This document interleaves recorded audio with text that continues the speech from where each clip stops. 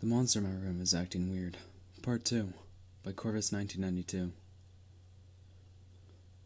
So, my first post ended with me looking at two eyes, coming from the monster that never used to have any eyes. I felt like the first post was long enough, and that was as good a place as any to end it. I barely even remember what happened after I saw that. I think I just dove out of bed and ran out of my room, sprinting downstairs faster than I'd ever ran before. Why I assumed I was safer downstairs, I don't know. But by some miracle, it didn't follow me. It, the creature that had always, to me, been a he, is now an it. An unrecognizable something I didn't know. A true monster. I knew I had to do something, and I didn't have a clue where to start. Fidgeting the whole time, the TV kept turned off in case the monster decided to come downstairs, which would be a first, but then, so is all of this. I messaged my friend Tony, then anxiously sat there waiting for a reply. At a little after 9 a.m., I received his reply, telling me that he was free that afternoon if I wanted to come over. I agreed, and then I waited.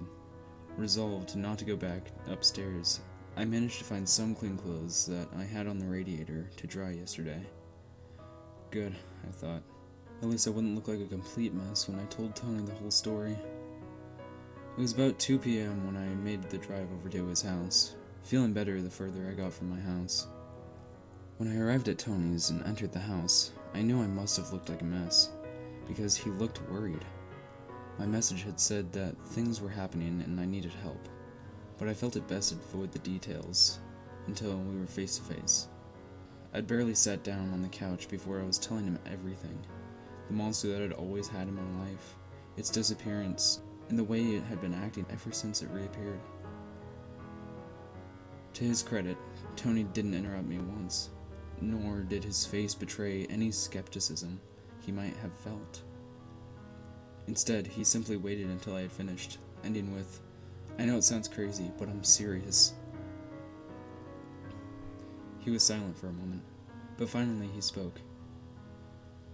"Alright, let's go to yours, and I can see this thing with my own eyes." Of all the responses I was expecting, this was the last. What? You believe me? I asked, stunned. He smiled. "Not really, to be honest. But you're either having a breakdown or you need help, or there's actually a monster in your room. And you also need help. But if it's the second one, I don't think I can be much help, besides maybe helping you Google for an exorcist." I laughed, somehow away from my house and the monster dwelling in my room. It was easier to think rationally, or to allow myself to be less afraid of the whole thing. I knew the lighthearted humor wouldn't last, however, because within 15 minutes I was back in my house, slightly emboldened by no longer being alone. "Where is it in your room?" Tony whispered, walking towards the stairs as I shut the front door. I nodded, and with a deep breath, as though inhaling courage, I followed him as we walked to my bedroom. What did I want him to see when he opened the door? I don't even know. I desperately wanted to just be mad, that none of this was real at all, that I was safe, affected only by human afflictions with human treatments. But the monster had always been in my life, and no one cared. And no one, not even the dog we had when I was a child, had been able to see, nor even sense the monster. So Tony opening the door to a perfectly ordinary room would prove nothing. It would only narrow down the possible reality to either that I've always imagined a monster in my room, or that the monster is simply not able to be seen by anyone else. Nonetheless, I needed help, and Tony was there, willing to help. So, we got to the outside of my bedroom, and Tony pushed the door. And he shouted. That kind of involuntary cry of fear when something truly unimaginable lies before your eyes. The monster didn't react, didn't turn its face, didn't fix its gaze. Now that it had eyes, I mean. On the intruder. Didn't move a muscle. It just sat there in the corner, as though shielded entirely from the disturbance. After a mere 2 seconds, Tony had ushered me to the side that I was blocking the doorway, closed the door so hard it made a loud slamming noise, and shoved me towards the stairs, closely following behind. Tony sat on the couch, looking like he'd aged 10 years in the past 1 minute. I handed him a cup of tea. It's what people do, isn't it? When someone has a shock? I'll put the kettle on. We'll have a nice cup of tea. That's the phrase. Hands shaking heavily. He lifted it up and took a few gulps. Pretty sure you're supposed to offer me some whiskey in this case, he said. I shrugged. I can let the tea go cold and add a few ice cubes if that'll help you pretend it's something stronger. He laughed, weakly. After a short silence, he spoke, his voice quiet. I was proper ready to be a supportive friend and help you admit that you need help. I even ran through what I was going to say in my head. I probably should have done the same, I replied. Rehearse what I was going to say to you, give you the monsters are real talk. We sat in silence for a long while. What are you gonna do, Nate? He asked. I don't know how to help you. I don't want to go back up there, but I don't want you to stay here either. Do you want to stay in mine for a bit?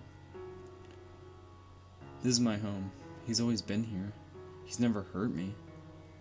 I don't want to leave, I said, determined to stick things out. Find a way back to how things were somehow. Tony shook his head, looked at me like I was mad, but also with a look that screamed pity. We spoke a little more after that. Nothing important. I think we were both trying too hard to grasp at normal conversation, but everything fell into heavy silence quickly.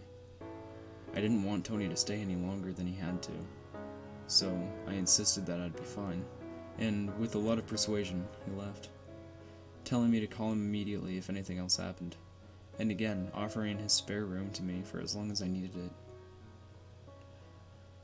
I know what you're probably thinking. Why didn't we just get a couple heavy objects and bash the monster until it was nothing but a pile of flesh, with a few bones snapped like twigs? The answer is fear. Tony and I aren't big, tough guys. We're just two regular people faced with something we don't really know, and we were scared. So I was alone again with the monster. Honestly, after a couple of days living in perpetual fear, I'd gotten used to its new appearance and behavior. The watery substance leaking out of its neck continued every night, and sometimes I'd wake up and it would be closer to my bed than it had ever been, its bright eyes peering at me from the surrounding darkness. But it hadn't killed me yet. If it wanted to kill me, it would have done it by now, right? That's what I told myself, and it helped. There were a few things that made me feel uneasy, though. The monster seemed to be losing weight. That isn't really the right phrase to describe a monster that is literally only skin and bone, but its skin was definitely getting looser. Its shape less humanoid now, and more like a shapeless mass with a skeleton lost somewhere underneath. I was so burdened with questions and worry that despite being tired increasingly earlier as days went on, I barely slept for more than 4 restless hours. When I didn't see the monster peering at me from its corner, and when I didn't sense its eyes burning into me as I faced the other way, I saw it in my nightmares. Eventually, it all blurred into a dream, and reality where I woke to the monster inches from my face, and dreamt of it staring at me for hours, without so much as a blink. I felt like I was going mad. I wasn't concentrating on work. I barely spoke to anyone except to update Tony, or to answer my mom's messages. And that was just to stop her from worrying enough to visit me. The dark circles under my eyes were so dark that I looked like I'd jumped straight out of a Tim Burton film. So when I was hearing scraping noises coming from upstairs during the day, I half thought it was just a hallucination.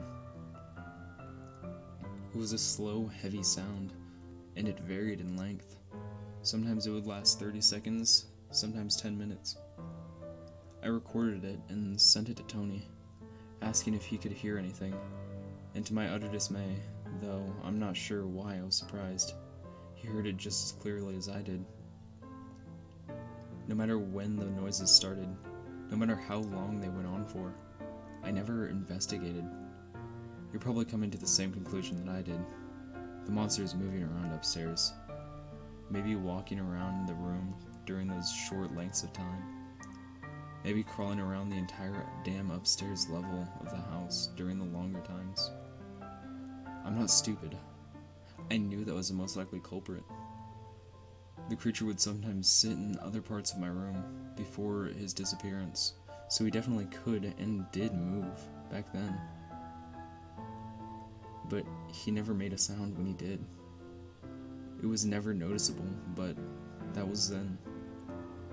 I had to remind myself that this is now, where nothing about this monster is like it was. I have no idea how many days have passed before I decided to install cameras inside my house. I needed to see where it was going, and why, but I was too afraid. The monster had never moved in front of me before, even after its odd behavior. Maybe that was on purpose. Maybe it didn't want me to think it was different. For all I knew, me confronting it would break the uneasy truce we both kept to, where we both pretend nothing strange is happening, and then it would be forced to act. So I set up cameras in every room of the house, except my bedroom. My logic was that if I set them up in my bedroom, it would know that it was being watched, and it might alter its behavior, and I left for work. I didn't bother checking what the cameras had recorded when I came home from work. It wasn't until next afternoon, which is today, when I'd heard the slow, heavy scraping noises, that I decided to check. I played it from when I'd left for work the day before, not knowing what I was looking for, but patiently watching anyway. I've been watching for about 20 minutes, somewhat skipping ahead, here and there, when something finally caught my attention. There was something coming into view on my living room camera. My heart stopped as the monster came into view, dragging itself across the floor slowly, determinedly. It almost looked like it was injured or impaired in some way. It wasn't using all 4 limbs to walk, but was more attempting to crawl, with its front limbs dragging the rest of the body along. It definitely knew where it wanted to go, that much was clear. It didn't pause, it didn't look around, it just continued, past the living room and crossing over the wooden floor of the living room to the tiles of the kitchen. I moved my gaze to the kitchen camera and continued to follow the monster's path. It reached the fridge, and I watched in confusion and anxiety as it stood, somewhat unsteadily, on its back legs, using its muzzle to open the fridge door. For a moment, the monster moved, and I couldn't see what it was doing. Its back facing the camera as it busied itself in front of the fridge. It looked like something had dropped next to the monster's foot, but I couldn't make it out. It moved slightly to the side, and I moved my head closer to the screen, staring intently. The monster's neck was touching the cap of the orange juice, but no, it wasn't the cap. There on the floor, a short distance away, was the cap. It had removed it, and it had its back to the camera. I felt nauseous, but my eyes darted back to the monster, away from the cap. The camera quality wasn't the best, but it was decent enough to make out the glint of the light on the monster's neck, the watery substance that leaked from the monster and dripped onto the floor every night. It was flowing into the orange juice that I'd been drinking every day. I can't count how many times I vomited in the minutes after watching that. It was an immediate, violent reaction.